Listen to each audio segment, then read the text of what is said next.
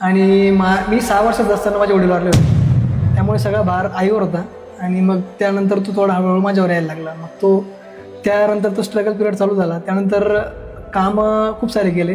Frankly बोलायचं झालं तर मी ज्यावेळेस शाळा शिकत होतो त्यावेळेस मी न्यूजपेपर वाटत होतो. मी 5वी 6वी पासनं मी काम करतो आहे. त्यानंतर मी घरात टाईल्स बसवताना ते पण काम केलं आहे. परत मी आपल्याकडे म्हणतात ना सेंटरिंग काम, ते पण मी केलं आहे. परत मी अक्षरशः सांगतो की मी गावात ब्लाऊजसुद्धा विकले आहेत. सेंटरिंग काम म्हणजे गवंड्याच्या हाताखाली इनडायरेक्टली.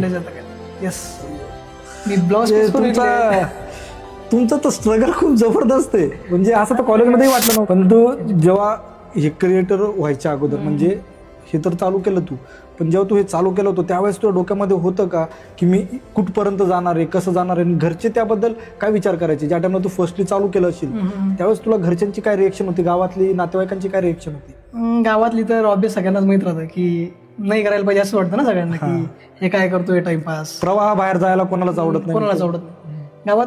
म्हणजे सहसा मी सांगतो की भले आज कोणी तोंडावर म्हणत नसेल, पण त्यावेळेस सगळ्यांची रिॲक्शन हीच होती की हा टाइमपास लावला आहे, नाही करायला पाहिजे असं. 90% क्रिएटर लोकांसोबत तेच होत असतं की सुरुवातीला लोक. घरच्यांचं तर असं आहे की वडील वारल्यामुळे फक्त आईच घरात आहे, त्यामुळे आईला मी जवळपास कन्व्हिन्स करून घेतलं होतं. आईचं म्हणणं आहे की तू जे करशील ते चांगलं करशील, त्याच्यामुळे तुला जे करायचं ते कर. तुम्हाला वडील नाही आहेत का? नाही, मी 6 वर्षाचा असताना वडील वारलेत. तुम्ही टेक क्षेत्रामध्ये आले ही तर मोठी रिस्क होतीच, पण तुमच्यावरती घराची मेन म्हणजे जबाबदारी असताना तुम्ही प्रवाह वेगळा निवडला, म्हणून तुम्ही आज सक्सेसफुल पण आहात की तुम्ही तुमच्या जिद्दीवरती अडकून राहिले. हो, कारण तो मला तो किस लिए हताश है, तू चल, तेरे वजूद की समय को भी तलाश है, समय को भी तलाश है, समय को भी